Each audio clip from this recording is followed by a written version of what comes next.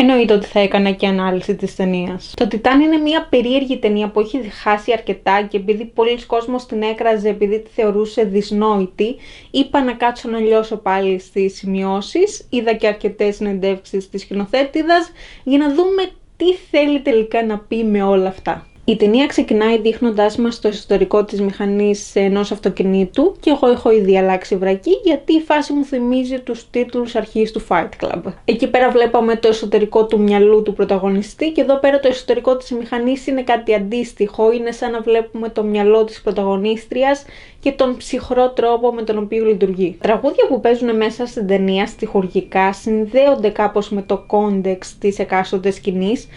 Και εδώ παίζει το τραγούδι Wayfaring Stranger που ουσιαστικά μιλάει για έναν άντρα που πεθαίνει, κατευθύνεται προς τον παράδεισο και είναι χαρούμενος που θα πάει εκεί. Συνοψίζει λίγο το κόνσεπτ της ταινίας.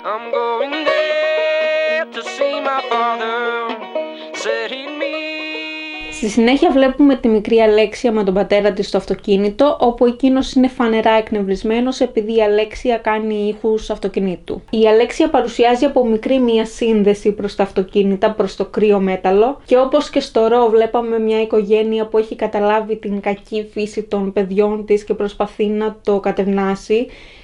Αντίστοιχα και εδώ βλέπουμε τον πατέρα να έχει καταλάβει την κακή φύση της κόρης του, αλλά αντιθέτως να μην κάνει τίποτα γι' αυτό, απλά να αδιαφορεί. Η ένταση αυτή μεταξύ τους καταλήγει σε ένα τροχαίο ατύχημα, ακριβώς όπως και στην εισαγωγή του Ρο. Δεν ξέρω πού ακριβώς το πάει με το τροχαίο, αλλά από ό,τι καταλαβαίνω θα είναι κάτι που θα επαναλαμβάνεται στις ταινίες της.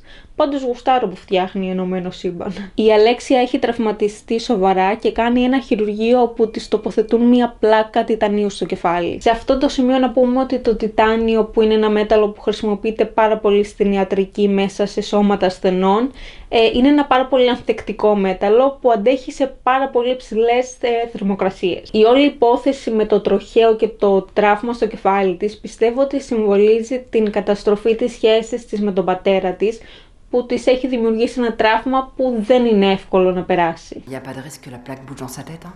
Non, sauf en cas de choc violent. C'est très solide, c'est en titane.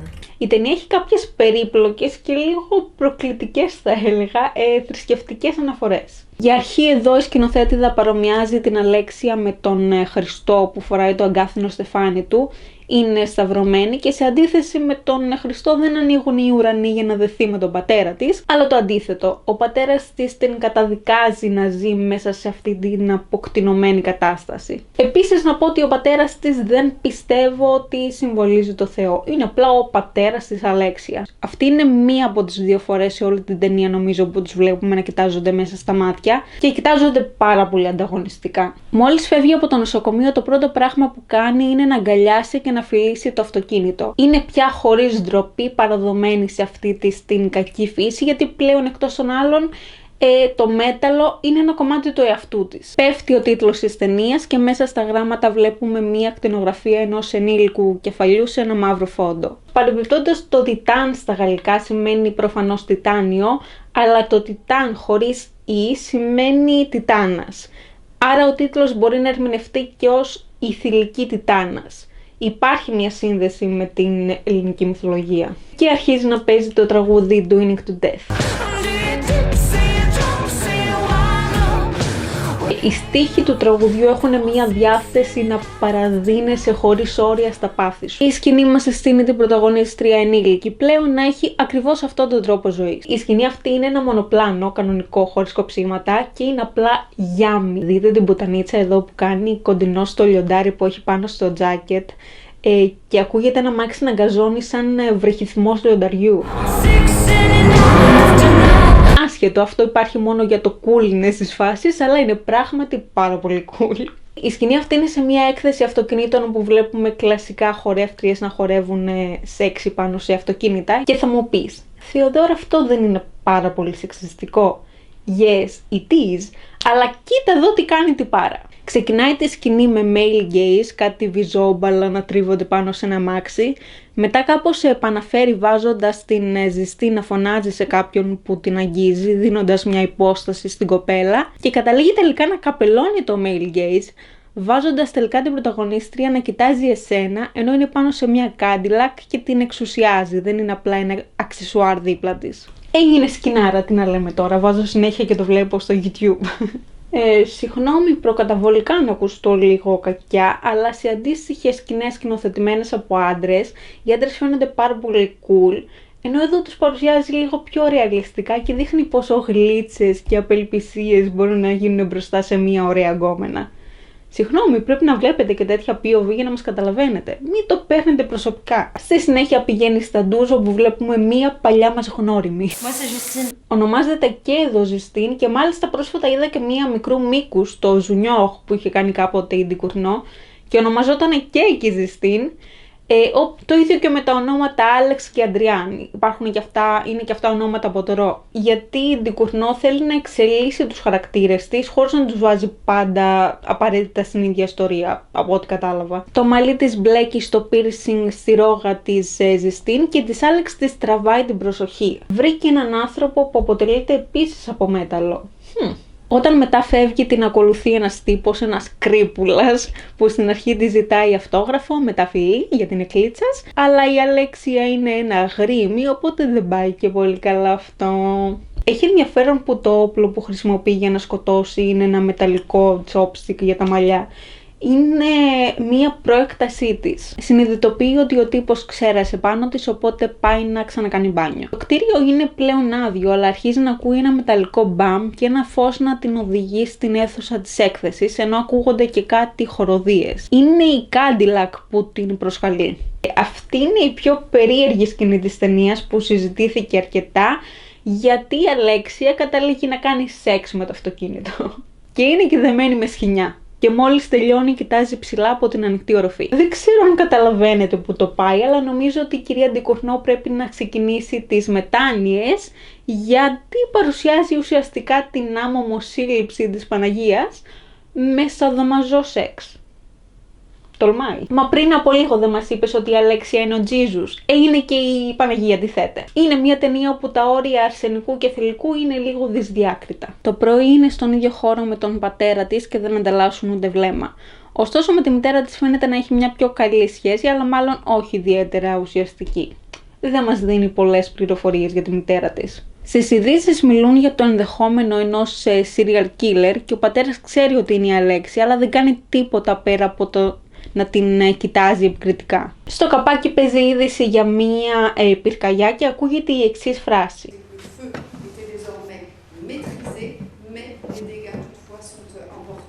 Προφανώς άμα το δούμε μεταφορικά μιλάει για την σχέση αυτών των δύο που μπορεί να είναι υπό έλεγχο, αλλά είναι ουσιαστικά κατεστραμμένη. Η Αλέξια έχει βγει ραντεβού με τη Ζεστίν και αρχίζει να της γλύφει τη ρόγα που έχει το piercing. Προφανώς το μέταλλο είναι αυτό που την ελκύει, όχι η κοπέλα. Μέσα στο μυαλό της νομίζει ότι αφού ένα κομμάτι του σώματός της είναι μεταλλικό, είναι ίδια με εκείνη. Αλλά μόλις αρχίζει να τη δαγκώνει και να της δείχνει την άγρια φύση της, η Ζεστίν δεν χαίρεται. Και η Αλέξια νιώθει σχεδόν προδομένη από αυτό. Στο μεταξύ κάνει και ένα τεστ εγκυμοσύνης και βγαίνει θετικό. Ξεκινάει με το μεταλλικό της chopstick να κάνει μια αυτοσχέδια έκτρωση, αλλά το μωρό της είναι πολύ σκληρό για να πεθάνει. Και εκεί που αράζουν με τη Ζεστίν στον καναπέ, τη σκοτώνει ξαφνικά, χωρίς επαρκή εξήγηση. Δεν μας τα λες καλά, κυρία Τζούλια. Κυρία Ζούλια, άμα θες γίνουμε το πουτάνι. Ναι, σε αυτή τη σκηνή γίνεται ένας δολοφονικός χαμούλης, ενώ παίζει ένα ιταλικό τραγούδι, το Nessuno mi può guidare, που σημαίνει κανείς δεν μπορεί να με κρίνει. Σε αυτή τη σκηνή ξεπαστρεύει συνολικά 3 άτομα, αλλά της ξεφεύγει μια κοπέλα που πηγαίνει στην αστυνομία. Πλέον είναι παγιδευμένη και ξέρει ότι δεν μπορεί να συνεχίσει αυτή τη ζωή. Γυρνάει σπίτι της, καίει τα ματωμένα ρούχα και όλα τα πιστήρια και καθώς βλέπει τη φωτιά να ανεβαίνει όλο και πιο ψηλά, αποφασίζει να την αφήσει να εξαπλωθεί και στο υπόλοιπο σπίτι και κλειδώνει στο δωμάτιο τους γονείς της για να καούνε. Ο πατέρας καταλαβαίνει τι σκοπεύει να κάνει, αλλά είναι πλέον αργά για να αντιδράσει. Αυτή είναι η δεύτερη φορά που κοιτάζονται μέσα στην ταινία, αλλά τώρα τον καταδικάζει η Αλέξια. Κάνει οτοστόπ και ο οδηγός την αφήνει σε ένα αεροδρόμιο. Εκεί βλέπει αφίσες για τον εξαφανισμένο Αντριάν και αφίσες με το πορτρέτο της επειδή καταδιώκεται από τις αρχές.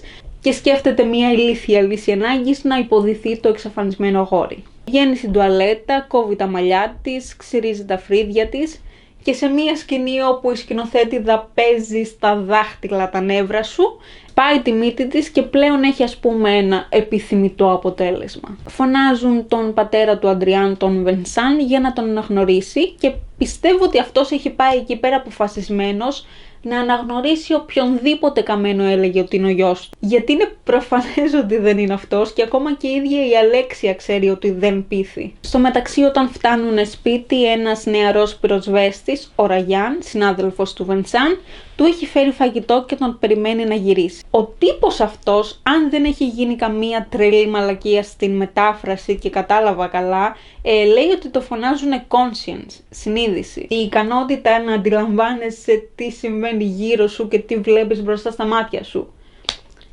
Υπερβολικά προφανής ο συμβολισμός. Γι' αυτό από την πρώτη στιγμή φαίνεται ο τύπος να μην γουστάρει την Αλέξια, γιατί είναι η συνείδησή του που του λέει δεν είναι αυτός ο γιος σου, καλέ μου. Γι' αυτό και τον διώχνει στα γρήγορα για να μην σκέφτεται. Ο Βενσάν, σε αντίθεση με το δικό της πατέρα που δεν την κοίταζε καν, είναι πάρα πολύ intrusive. Δεν της αφήνει προσωπικό χώρο, θέλει συνέχεια να την αγκαλιάζει, να την κοιτάζει, να την αγγίζει, να την προσέχει με ένα πάρα πολύ παραβιαστικό τρόπο. Νομίζοντας πάντα ότι είναι ο γιος του βέβαια. Το επίθετο του χαρακτήρα είναι Le Grand, δηλαδή ο μεγάλος, και πιστεύω ότι αυτός ίσως και να συμβολίζει το Θεό. Πολλές φορές μέσα στην ταινία βλέπουμε τον Βενσάν να κάνει ενέσεις στον κόλο προκειμένου να διατηρηθεί σωματώδης. Γιατί ξέρει ότι έχει χάσει την νεότητα και την αντοχή του. Το δικό του σώμα δεν είναι άφθαρτο, δεν είναι φτιαγμένος από τιτάνιο.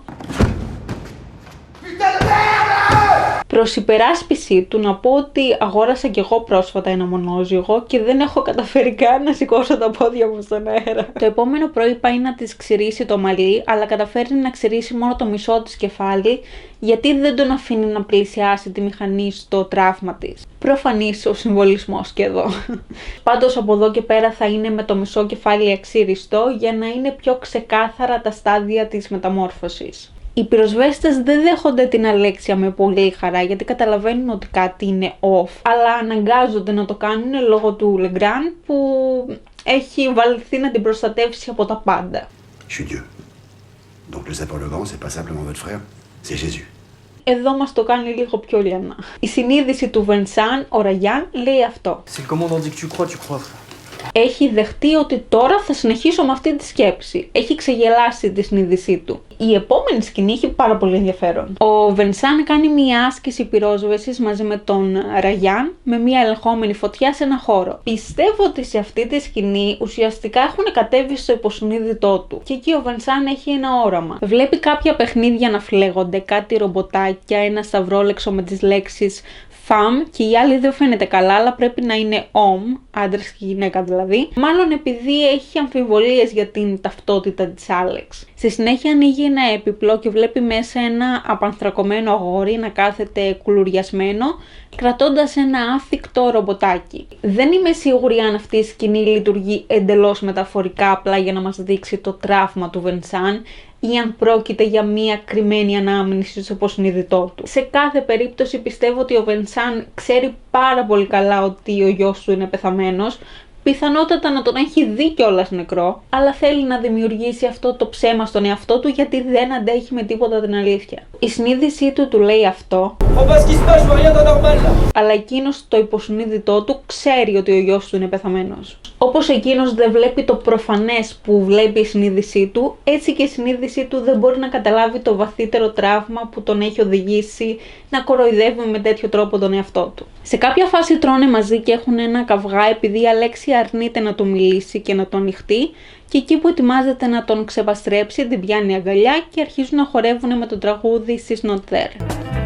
Please don't bother trying to find her. She's not there. Εδώ πλέον αρχίζει να καταλαβαίνει ότι υπάρχει ένας άνθρωπος για εκείνη και αρχίζει να αφήνει πίσω της τον κακό της σε αυτό, αλλά όχι τελείως. Νομίζω ότι η αφορμή για να γίνει αυτό είναι ότι όταν πάει να του επιτεθεί με το chopstick, της λέει αυτό.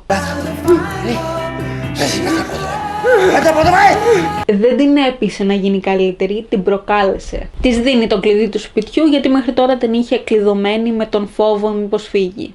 Η Αλέξια μόλις παίρνει το κλειδί του σπιτιού, βρίσκει ευκαιρία να το σκάσει και παίρνει το λεωφορείο για να φύγει. Κάθεται απέναντί της μια κοπέλα και πίσω τους μια μαλακοπαρέα αρχίζει να την παρενοχλεί. Η κοπέλα κοιτάζει την Αλέξια με το γνωστό γυναικείο βλέμμα βοήθεια, αλλά εκείνη δεν κάνει τίποτα. Στην αρχή πίστευα ότι δεν κάνει τίποτα γιατί πολύ απλά δεν την ενδιαφέρει, δεν είναι vigilante, το δικό της το Μάρι προσπαθεί να σώσει, αλλά τελικά πιστεύω ότι δεν τη βοηθάει γιατί δεν έχει μαζί της το chopstick. Χωρίς αυτό είναι ουσιαστικά αδύναμη, δεν μπορεί να παλέψει σαν άντρας όπως της είπε πριν από λίγο ο Βενσάν. Και ως ένα βαθμό γι' αυτό το λόγο γυρνάει πίσω, απλά για να πιάσει το chopstick. Γυρνώντας σπίτι όμως βρίσκει τον Βενσάν λιπόθυμο από τις ενέσεις που βάζει.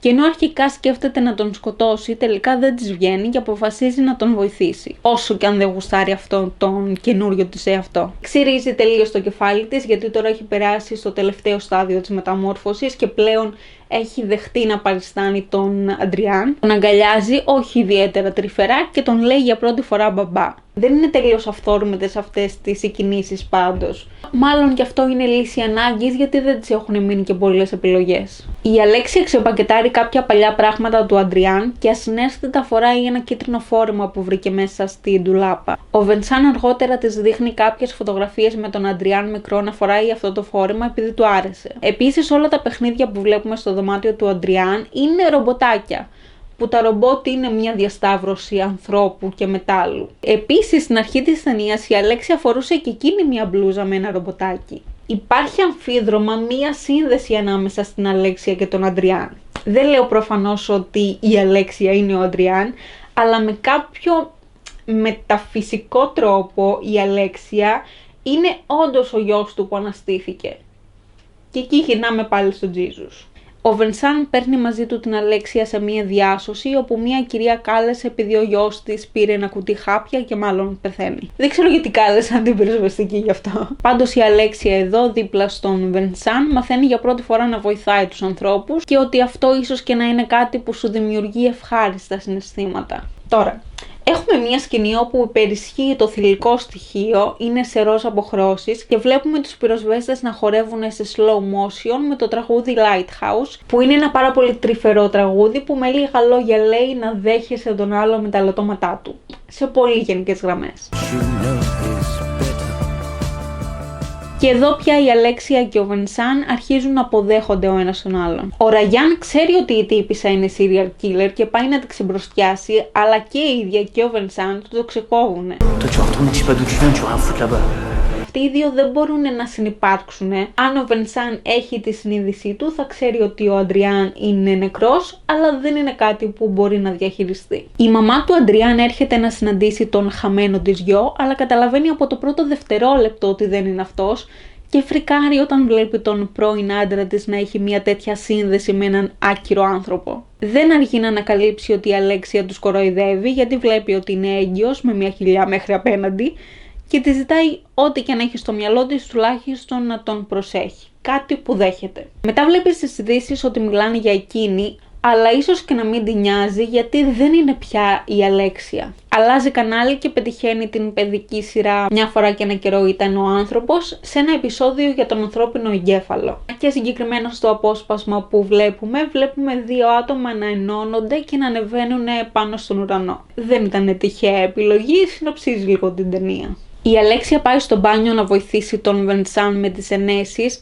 και είναι αρκετά τρυφερή μεταξύ τους. Ωστόσο ο Βενσάν της ξυρίζει το πρόσωπο, μπας και βγάλει μούση, ώστε να μπορεί να συντηρήσει την εικόνα ότι αυτός είναι ο γιος του, γιατί μόνο έτσι μπορεί να την αγαπήσει. Εκεί στηρίζεται όλη του η τρυφερότητα. Έχουν πάει να σβήσουν μία φωτιά σε ένα δάσος μαζί με τον Ραγιάν, ο οποίος του τη λέει σχετικά με την Άλεξ, επειδή έχει καταλάβει εδώ και καιρό ποια είναι. Του λέει ξεκάθαρο ότι είναι γυναίκα. Και ο Βενσάν του δίνει να κρατήσει μία μπουκάλα με οξυγόνο και γίνεται μία έκρηξη που τον σκοτώνει. Δεν μπορεί να διαχειριστεί την αλήθεια που πλέον είναι προφανής, οπότε ξεφορτώνεται τη συνείδησή του για να μην του θυμίζει μία κατάσταση που του προκαλεί μόνο πόνο. Η Αλέξια κάνει μπάνιο, το μωρό κλωτσάει και του ζητάει συγγνώμη που το ταλαιπωρεί. Πλέον φαίνεται να είναι τρυφερή ακόμα και προς εκείνο, της έχει βγει ένα μητρικό ένστικτο. Και ο Βενσάν μπαίνει μέσα και τη βλέπει ότι είναι γυναίκα, αλλά επιμένει ότι είναι ο γιος του και θα συνεχίσει να τον αγαπάει.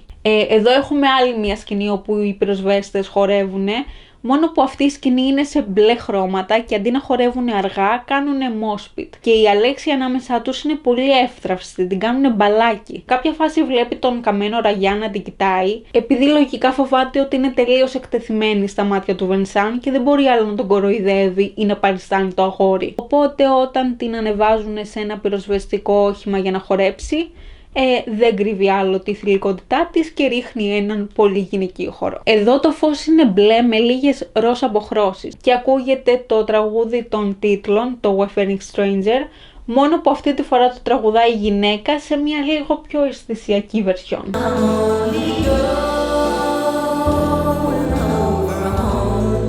Και η Αλέξια χορεύει αντιστοίχως, κάνοντας τους τύπους να την κοιτάνε σαν εξωγήινη. Σκάει ο Βενσάν και τον κοιτάνε σαν Ελληνίδες θιάδες για να ψαρέψουν αντίδραση. Εσύ τι γνώμη έχεις που ο γιος σου είναι πούστης? Δεν αντιδρά, απλά φεύγει, γιατί πέρα από τον εαυτό του δεν μπορεί να κοροϊδεύει τώρα ούτε τους γύρω του ότι αυτός είναι αγόρι και είναι ο γιος μου. Η σκηνή όπου η Αλέξια χορεύει πάνω στο πυροσβεστικό όχημα είναι σε αντίθεση με τη σκηνή που χορεύει πάνω στην Cadillac. Εκεί είχε μία θηλυκή εμφάνιση, ενώ εδώ είναι ανθρωπελπής. Εκεί είχε μία δυναμική παρουσία, ενώ εδώ είναι πιο ήρεμη. Πάλι κάνει αυτή τη διασταύρωση μεταξύ θηλυκών και αρσενικών στοιχείων. Παρεμπιπτόντως η Cadillac είχε σαν σχέδια πάνω φωτιές και το πυροσβεστικό όχημα είναι ένα όχημα που σβήνει τις φωτιές. Και τα δύο είναι ένας συνδυασμός μετάλλου και φωτιάς, αλλά με τελείως διαφορετικές χρησιμότητες.